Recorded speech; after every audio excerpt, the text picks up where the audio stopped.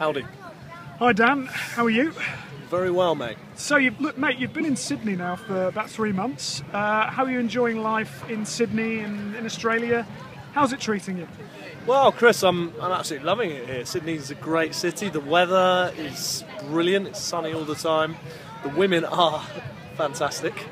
And I've actually recently joined the football team over here, and we've got a really good side. We're probably going to win the league this season, which, let's be honest, wouldn't have happened if I'd stayed at home, would it? But did you not hear that the Winchester won the cup? Winchester. You know the Winchester, they won the cup. That's a pub in Shaun of the Dead. No. This is the Winchester. You used to play for them, the Winchester. No, mate. I played for the Mount Radford. I don't know where you're getting your sack your researcher, mate. No. The Mount Radford rebranded. They're now called the Winchester. Right. You know that shit old pub in St Thomas. The Winchester? Yeah. I know that one. Yeah, horrible place. They won a cup. They won a cup. Yeah, they won at SJP. I saw Adam White's photos on Facebook.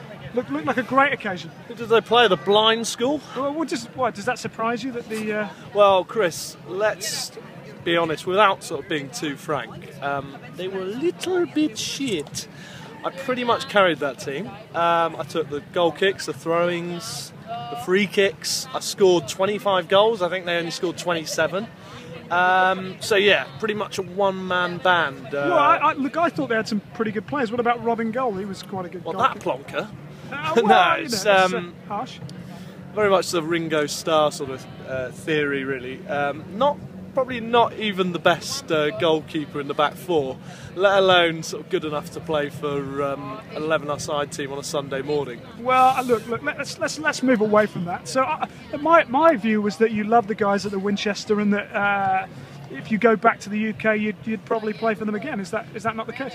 Well, they're good lads, if a bit, you know. But I've actually been in sort of dialogue with Ben Harris on Skype, and Ben has sort of offered me a midfield role playing for Watford if I go back, and I think I'm going to take it. You know, I mean, we're going to really make a charge for that league. Right. Okay. So look, that's sad to hear. But look, anything you really miss about the UK, about playing for the Winchester?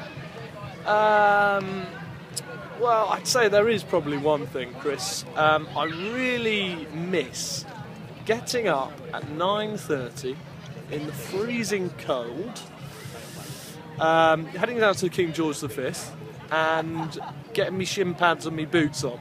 Because down there it is amazing. The views are fantastic. So many good lads down there. And I mean, here there's really not much to see in terms of sort of views. So yeah, that would be it, I would say. Yeah, okay. And just finally, were you surprised to hear that Max had been embroiled in the Savile sex case? Not at all.